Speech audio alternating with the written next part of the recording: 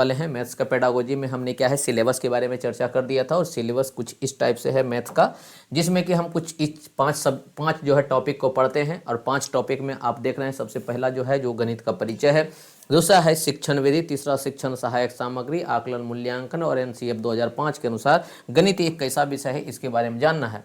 तो सबसे पहला टॉपिक मेरा क्या है, यही हो जाता है कि गणित जो विषय है वो विषय जो है किस प्रकार से है, ये कम से कम हमें क्या है पता होना चाहिए और इसी के बारे में हम बच्चे को अवगत भी कराएंगे, क्योंकि जीवन को कैसे प्रभावित करता है उसी को गणित के देखेंगे। तो सबसे पहले मेरे दिमाग में ये बैठता है कि गणित क्या है। आपके पास अगर पूछा जाए तो गणित क्या है, तो हम सबसे पूछते हैं कि गणित जो है वो क्या है कि हमें अपने जीवन जीने का जरिया सिखाता है। मतलब क्या है, जीवन जीने का तरीका सिखाता है, जीवन जीने का तरीका सिखाता है, वही है गणित। तो गणित क्या है, तो हम बोलते हैं कि मेरे सामने अनेक समस्या आता है, उस समस्या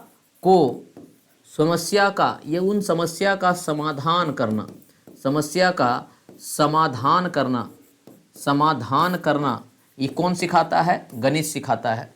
जब मेरे पास कोई प्रॉब्लम आता है, उस प्रॉब्लम के बारे में चिंतन कर पाते हैं, ये चिंतन करना ये कौन सिखाता है, गणित सिखाता है। जब हम किसी से वाद विवाद करते हैं तो हम तर्क अपना देते हैं, ये तर्क देना कौन सिखाता है, ये गणित सिखाता है। जब हम कहीं पे क्या है किसी रिश्ता में रहते हैं और रिश्तों में किसी तरह का क्या होता है आपका मतलब कि लड़ाई झगड़ा हो जाता है, तो उस लड़ाई झगड़ा को सॉल्व करने में भी क्या करता है, गणित। मतलब सिंपल बात समझिए कि जीवन का आधार है। अगर गणित हम क्या है तो हम बोलेंगे कि एक जीवन का आधार है। तो जीवन का जब आधार है तो एक बच्चे को सबसे पहले क्या करना चाहिए, कुछ पढ़ाएं या ना पढ़ाएं, सबसे पहले गणित पढ़ाना चाहिए। अब कैसे कैसे जीवन का आधार है इसके बारे में हम लोग देखेंगे भी और उसके बारे में हम लोग क्या है प्रश्न भी करेंगे। क्लियर है। अब बताइए, डेली लाइफ में जब हम चलते हैं तो सबसे पहले क्या है, सुबह अगर उठते हैं तो सुबह उठने के साथ मेरे पास क्या है, गणित की चीज़ों का यूज होने लगता है। जैसे आप उठते हैं, आपको सबसे पहले ये पता चलता है कि हम पानी पी रहे हैं, तो पानी पी रहे हैं तो कितना मात्रा में पानी पी रहे हैं, शरीर को कितना पानी का जरूरत है, पर शरीर में कितना जो है एसिडिटी है। अगर हम लोग क्या है गांव में हैं, बोलचाल के भाषा में हम लोग ये नहीं समझते हैं, लेकिन जब डॉक्टर के पास जाते हैं तब पता चलता है आपका एसिडिटी बढ़ गया, आपका गैस बढ़ गया, आपका हीमोग्लोबिन की कमी हो गई है, आपका एनीमिया रोग हो गया, आपका फैट्स ज़्यादा हो गया है। आप बहुत तरह का चीज़ को जानने लगते हैं। इसका मतलब क्या है, किसी सुबह उठते के साथ हमको क्या है कि मापना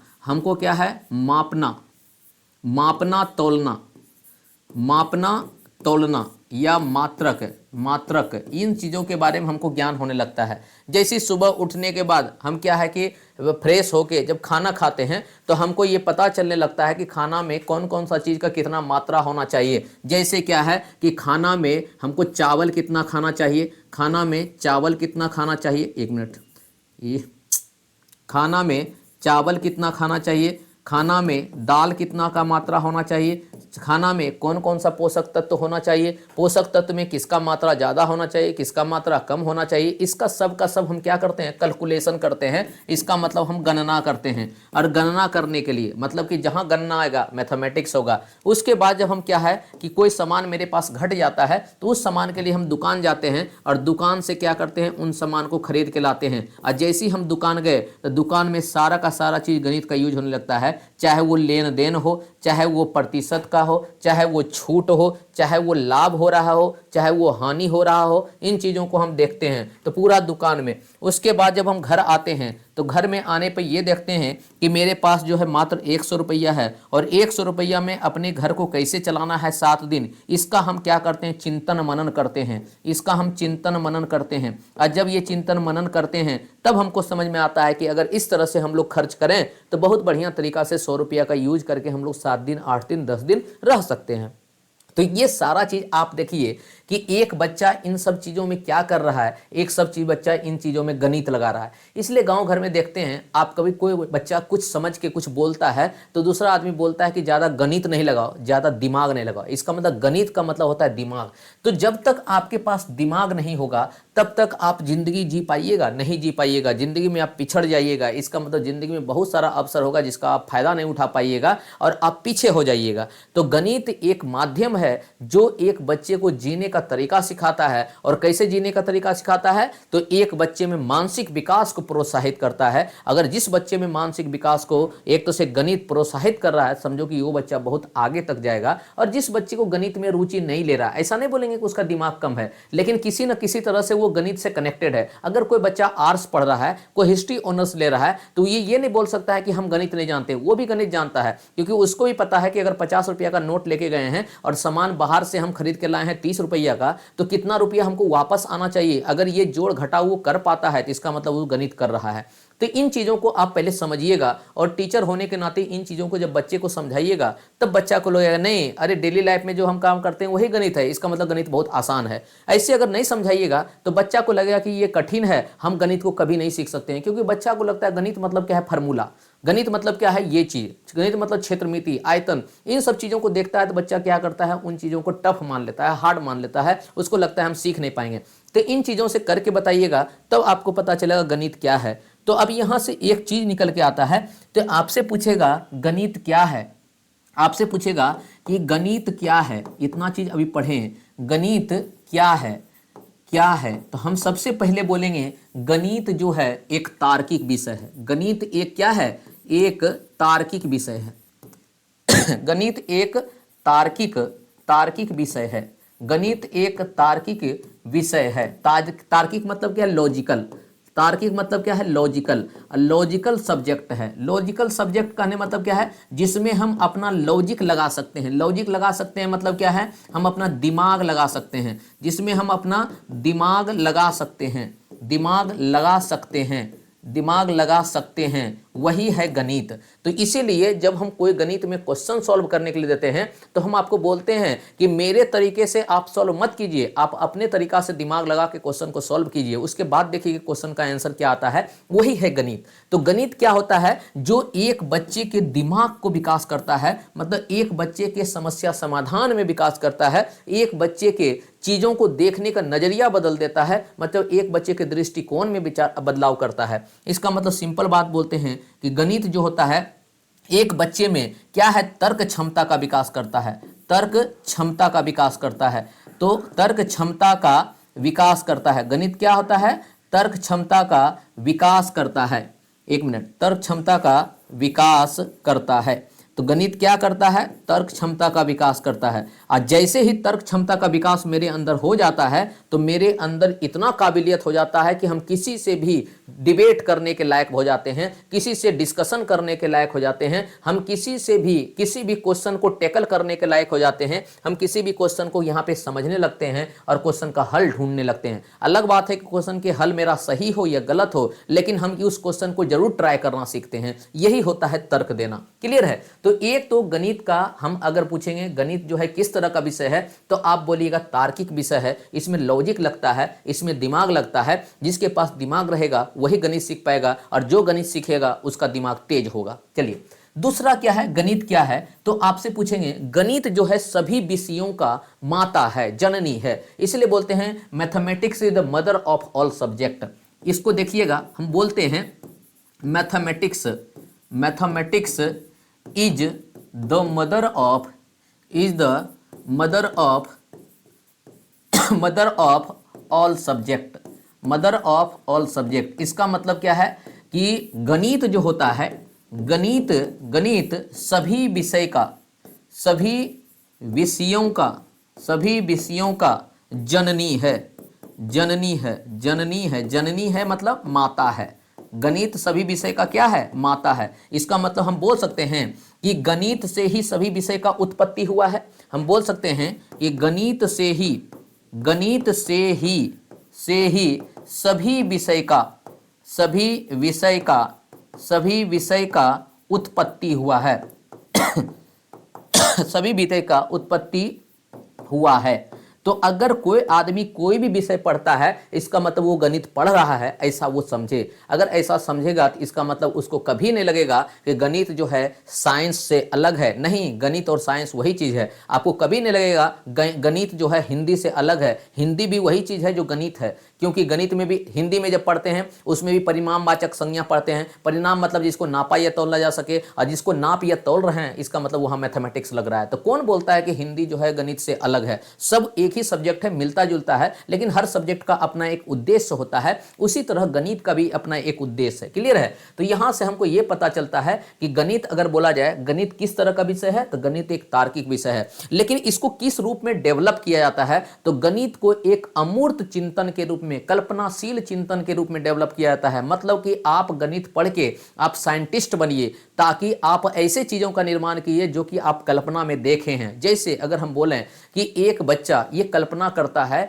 कि अगर कोई पक्षी एक आकाश में उड़ सकता है तो हम भी आकाश में उड़ सकते हैं। क्या मेरे पास पंख है? नहीं। तब पर भी वो कल्पना किया है कि हम भी एक आकाश में उड़ सकते हैं। और इसी तरह का कल्पना एक राइट ब्रदर ने किया था, जिन्होंने क्या है, प्लेन का आविष्कार किया। और आज के डेट में हम भी जो है पक्षियों की तरह आकाश में उड़ के एक जगह से दूसरे जगह जाते हैं। अलग बात है किसी का सहारा लेते हैं, लेकिन कम से कम कल्पना तो किए और उस समस्या के समाधान तक हम लोग पहुंचे। और आज के डेट में हम देखते हैं प्लेन को, तो लगता है कि इतना भारी जो लोहा कैसे आकाश में उड़ सकता है। तो ये कल्पना ही है जिसको क्या है, हम अपने चिंतन के माध्यम से हम उस समस्या का समाधान करते हैं और एक निष्कर्ष तक पहुंचते हैं। तो अब फिर आपसे पूछेगा कि गणित जो है किस तरह का विषय हमको विकसित करना चाहता है, तो गणित की प्रकृति कैसी है। अगर आपसे पूछेगा गणित की प्रकृति, प्रकृति कहने मतलब प्रकृति, प्रकृति मतलब नेचर, गणित की प्रकृति कैसी है, गणित की मतलब कि किस तरह का वो नेचर हमें डेवलप करना चाहता है।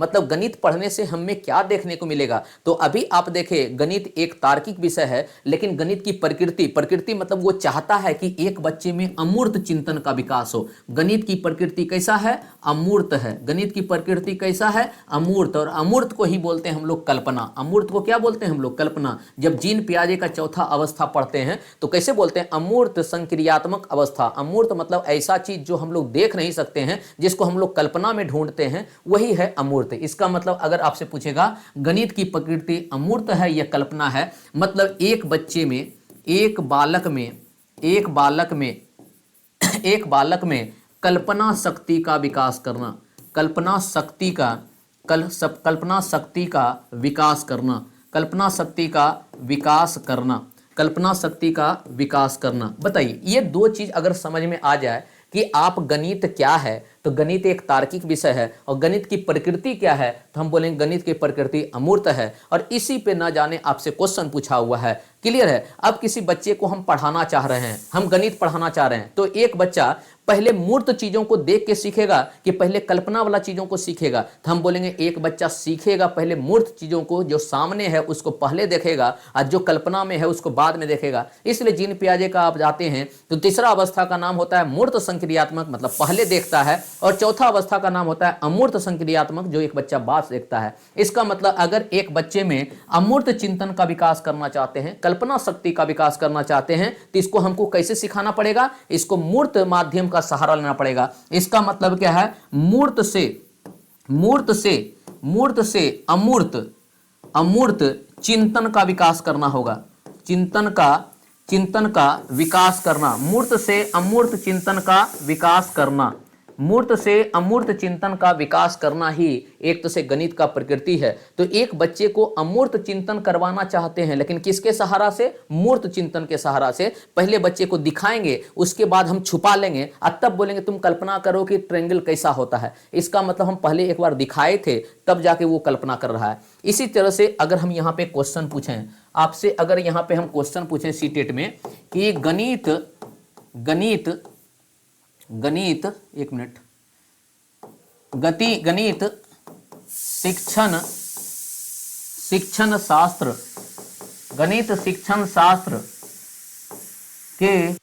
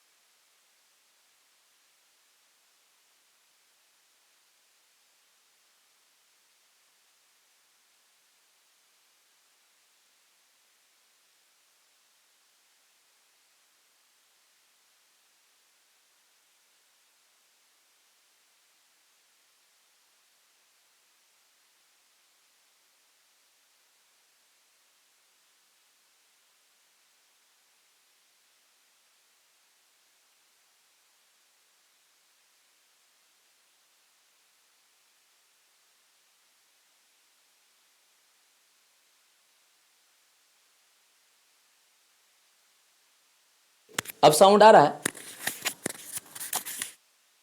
40, 48। अच्छा, साउंड देख लीजिए तो थोड़ा। साउंड अगर नहीं आ रहा है तो हम लोग चेंज करते हैं बैटरी को। इस क्वेश्चन का आंसर सबको देना चाहिए।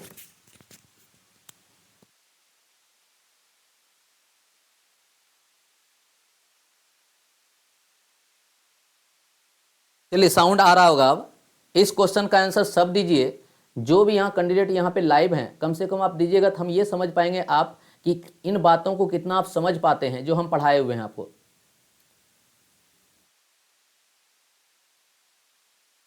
चलिए, बहुत बढ़िया, बहुत बढ़िया, बहुत बढ़िया। चलिए, सबका आ रहा है आंसर। कौन सा कथन सही नहीं है? कौन सा कथन सही नहीं है, इसके बारे में आपको बताना है। तो गणित शिक्षण शास्त्र के अनुसार कौन सा कथन सही नहीं है? अब देखिए, साउंड आ रहा होगा। अब साउंड आ रहा होगा। जी जी जी। गणित शिक्षण शास्त्र के अनुसार कौन सा कथन सही नहीं है? जल्दी बताइएगा। गणित शिक्षण शास्त्र के अनुसार कौन सा कथन सही नहीं है? चलिए, बहुत बढ़िया। आ रहा है, आ रहा है। चलिए, हाँ, सी सी सी सी, बहुत बढ़िया। जिनका भी सी आया है, क्यों अभी हम बताए कौन सा सही नहीं है। नहीं वाला पूछा है, इसका मतलब गलत पूछना है। तो बताइए, छोटे बच्चे को, छोटा मतलब क्या है, प्राइमरी स्कूल का बच्चा को हम पढ़ाना चाहते हैं तो गणित किसके सहारा पढ़ाएंगे? तो मूर्त सामग्री की मदद से। आप जानते हैं कि मूर्त चीजों से पढ़ाना सबसे बढ़िया तरीका होता है। इसका मतलब ये तो सही है, ये तो सही है। दूसरा बोल रहा है कि गणित एक तार्किक एवं अमूर्त चिंतन करने वाला विषय है। इसका मतलब ये भी स्टेटमेंट सही है। अब बोल रहा है गणित में केवल संख्या या अंकों का परिचय होता है। गलत है कि नहीं? अभी तुरंत आप पढ़े कि गणित जो होता है संख्या या अंक का खेल नहीं है। गणित एक ऐसा चीज है जिसमें आप दिमाग लगाना सीखिए, जिसमें आपके तर्क क्षमता का विकास हो, जिसमें आपका लॉजिक डेवलप हो, मतलब आप किसी समस्या का समाधान कर पाए, वही है गणित। तो यहां बोल रहा है कि केवल केवल जो है संख्या या अंकों का परिचय है। इसका मतलब ये स्टेटमेंट गलत है। इसीलिए मेरे अनुसार जो आंसर होगा वो हो जाएगा सी, क्योंकि गलत स्टेटमेंट ही पूछा था हमसे कि कौन गलत है। तो जिनका भी सी आया हुआ है उनका बहुत बढ़िया। तो यहां से समझ में आ रहा है कि आप चीज़ों को समझने लगे हैं। हाँ, चीज़ों को समझने लगे हैं। और हम आपको आशा करते हैं कि गणित का पेडागोजी आपको बहुत ही आसान लगेगा। आप आसानी से पेडागोजी को कवर कर लीजिएगा। अब यहाँ से हम आगे की ओर बढ़ते हैं और हम आते हैं क्या, गणित के उद्देश्य पे। कि गणित जो है, यहाँ से जब हम ये पढ़ते हैं तो आगे पढ़ते हैं गणित का उद्देश्य, कि गणित का क्या उद्देश्य होता है। तो सबसे पहले अब हेडिंग लगेगा गणित का उद्देश्य। गणित क्यों पढ़ते हैं? एक तो हम समझ गए कि गणित इस तरह का विषय है, लेकिन हमको पढ़ते हैं तो क्या पढ़ने का मकसद होता है, मेरा एम होता है। तो गणित का उद्देश्य, गणित का उद्देश्य, गणित का उद्देश्य मतलब एम ऑफ मैथमेटिक्स क्या है। अगर उद्देश्य मतलब लक्ष्य, उद्देश्य मतलब लक्ष्य या एम या पर्पस, है कि नहीं? लक्ष्य, एम या पर्पस, मेरा क्या लक्ष्य है, गणित क्यों पढ़ाते हैं। टीचर जब गणित पढ़ा रहा है तो उसके मन में क्या चल रहा होता है, तो यहां से हम गणित का उद्देश्य सीखते हैं। तो मेरे पास दो प्रकार का उद्देश्य होता है गणित के लिए। सबसे पहला होता है जिसको बोलते हैं निम्न उद्देश्य। क्या बोलते हैं? निम्न उद्देश्य। निम्न उद्देश्य मतलब छोटा उद्देश्य। निम्न उद्देश्य मतलब छोटा उद्देश्य। निम्न उद्देश्य मतलब छोटा, मतलब ये छोटा मोटा उद्देश्य है, छोटा उद्देश्य है। इस उद्देश्य का उतना ज्यादा वैल्यू नहीं है। निम्न उद्देश्य कहने मतलब छोटा उद्देश्य। क्लियर है? और जिसको हम बोलते हैं क्या, दूसरा होता है जिसको बोलते हैं उच्च उद्देश्य। और यही सबसे बड़ा उद्देश्य होता है, उच्च उद्देश्य। उच्च, एक मिनट, हाँ, उच्च उद्देश्य। उच्च उद्देश्य, यही उद्देश्य मेरे लिए सबसे बड़ा होता है, जिसको उच्च उद्देश्य या हम लोग क्या है, बड़ा उद्देश्य बोलते हैं। व्यापक उद्देश्य, बड़ा उद्देश्य, यही है मेरे लिए। तो कहीं कहीं आपसे पूछेगा कि बताइए गणित का कितना उद्देश्य होता है, तो गणित का दो उद्देश्य होता है। एक होता है निम्न उद्देश्य मतलब छोटा उद्देश्य, चले बुल भाषा में गणित आप आ गए। अब उच्च उद्देश्य मेरा कुछ और होता है। तो आपसे पूछते हैं कि गणित का निम्न उद्देश्य क्या होता है, तो गणित का निम्न उद्देश्य कहने मतलब क्या है, किताबी ज्ञान हो जाना। गणित का निम्न उद्देश्य मतलब क्या है, किताबी ज्ञान हो जाना, किताबी ज्ञान होना, किताबी ज्ञान होना। जैसे किताबी ज्ञान क्या है, तो अगर हम आपसे पूछें कि आप जोड़ सीख लें, किताबी ज्ञान है। घटाव सीख लें, किताबी ज्ञान है। गुना सीख लें, किताबी ज्ञान है। भाग अगर सीख लें तो भी आप किताबी ज्ञान को सीख रहे हैं। आपसे पूछेंगे कि आप ब्याज निकालना सीख गए, चक्रवृद्धि ब्याज निकालना सीख रहे हैं, किताबी ज्ञान हो गया। आपका प्रतिशत अगर निकालना सीख गए, चक्र क्या है, आपका लाभ हानि निकालना सीख गए, लाभ हानि निकालना सीख गए तो भी आपका किताबी ज्ञान हुआ। सिंपल बात समझिए कि जो भी हम किताबों में पढ़ते हैं उस किताबों को अगर पढ़ लिए हैं, संख्या को जान गए, पहाड़ा को जान गए, फार्मूला जान गए, कोऑर्डिनेट ज्योमेट्री को जान गए, इसका मतलब ये सभी जो है निम्न उद्देश्य है, मतलब छोटा उद्देश्य है, इससे मेरा जिंदगी का काम नहीं चलेगा, लेकिन ये भी होना चाहिए तभी जिंदगी हम जी पाएंगे। अब मेरा उच्च उद्देश्य है, तो उच्च उद्देश्य मतलब होता है क्या कि समस्या का समाधान करना, समस्या का समाधान करना, समस्या का समाधान करना, समस्या का समाधान करना, मतलब समस्या कुछ भी हो सकता है। समस्या चाहे वो किताबी हो, समस्या चाहे वो व्यवहारिक हो, समस्या चाहे वो घरेलू हो, समस्या चाहे वो पैसा वाला हो, समस्या चाहे आपको जीवन जीने का हो, समस्या चाहे ये हो कि आपके पास खाना है तो कौन सा खाना को खाएं जिससे कि हम जिंदा रह पाएं। वो क्या है, आपको डायबिटीज भी है और आपके सामने चावल भी है, तो आप चावल खाएं कि नहीं खाएं, कैसे खाएं जिससे कि डायबिटीज आपको प्रभावित नहीं होगा, इसका मतलब ये समस्या है। मतलब इसी को बोलते हैं कि गणित का गणितीयकरण करना। उच्च उद्देश्य मतलब होता है गणितीयकरण करना, गणित का गणितीयकरण करना, गणित का गणितीयकरण करना, गणितीयकरण करना। तो गणितीयकरण करना मतलब क्या है, हर समस्या को गणित के रूप में देखना। गणित का गणितीयकरण करना मतलब क्या है, हर समस्या को, चाहे वो समस्या किसी भी फील्ड का काहे न हो, हर समस्या को गणित के रूप में, हर समस्या को गणित के रूप में देखना, हर समस्या को गणित के रूप में देखना ही क्या कहलाता है, आपका उच्च उद्देश्य। तो अगर मेरे पास कोई समस्या हुआ क्या कि मेरे पास एक गाड़ी है और गाड़ी बीच रोड पे एक तरह से क्या है, पंचर हो गया। अब बताइए, ये मेरे पास समस्या हुआ, इस समस्या में कहीं कुछ अंक है, कहीं कुछ लाभ हानि जोड़ घटा गुना भाग है, नहीं। अब यहां हम एक दिमाग लगाए और दिमाग लगा के हम क्या किए कि सबसे पहले हम अपने घर में फोन किए और बोले कि तुम पहले आ जाओ, हम लोग यहाँ अकेला हैं, कम से कम 4-5 आदमी हो जाएंगे तो कम से कम डर भी नहीं लगेगा और आराम से हम क्या करते हैं, किसी से लिफ्ट मांग लेंगे या कोई आदमी यहाँ रहेगा, सामने किसी पंचर वाले को बुलाएंगे और उसको सही कर देंगे। कोई दूसरा आदमी दिमाग लगाएगा, इतना जो घर से बुलाने के लिए जाएंगे, हो सकता है क्या यहाँ सामने वाला किसी गाड़ी को रोक लेते हैं, हो सकता है कि उसके गाड़ी में कोई टायर होगा, टायर को हम लोग बदल लेते हैं। तो देखिए एक ही समस्या है लेकिन सबके दिमाग में अलग अलग समाधान चल रहा है, तो वही जो समाधान होता है ना, यही होता है मेरा उच्च उद्देश्य। क्यों, जब जिंदगी आप जिएगा, आप जैसा सोचिएगा उसका उल्टा आपके सामने सिचुएशन आ जाएगा, उसके उल्टे परिस्थिति आ जाएंगे और उस परिस्थिति में भी आपको सही तरीका से जीना है या सही तरीका से काम करना है, उसी को बोलते हैं उच्च उद्देश्य। मतलब कि जिंदगी को जीना सिखाना, ये उच्च उद्देश्य बताता है। मतलब क्या है, जीवन जीना सीखना, ये मेरा है उच्च उद्देश्य। जीवन जीना सीखना ये है मेरा उच्च उद्देश्य। और निम्न उद्देश्य मतलब क्या आता है कि गणित के प्रश्नों को बनाना, मतलब क्या है, गणित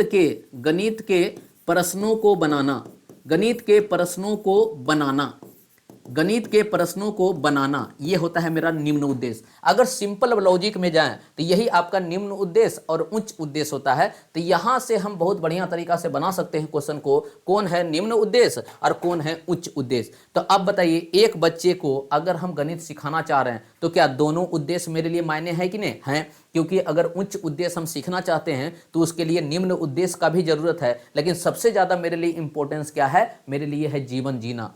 क्योंकि एक बच्चा दुकान के बिना रह सकता है, लेकिन एक बच्चा जब दिमाग ही नहीं चला पाएगा तो अपने शरीर को कैसे स्वस्थ कर पाएगा, अपने दिमाग में लॉजिक नहीं बनाएगा तो उसके सामने आने वाले समस्या पे दिमाग कैसे लगाएगा। क्या हर समय वो घर पे फोन करके पूछेगा और समस्या का समाधान करेगा, ऐसा कभी नहीं हो सकता है। इसीलिए हम चाहते हैं कि एक बच्चा जीने के लायक बन जाए। क्लियर है। अब इससे क्वेश्चन कैसे पूछेगा, देखिए यहां पे आपसे पूछेगा गणित के उद्देश्य के बारे में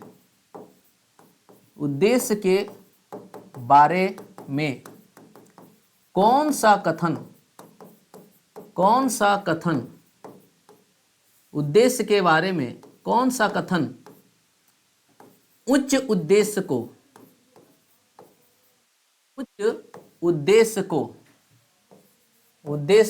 पूर्ति करता है,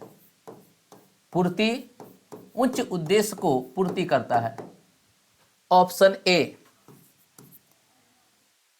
उच्च उद्देश्य को पूर्ति करता है। ऑप्शन ए, 50 रुपया में ₹20 खर्च करने पर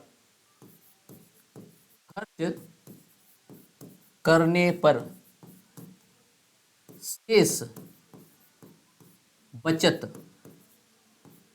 बचत क्या है? शेष बचत क्या है?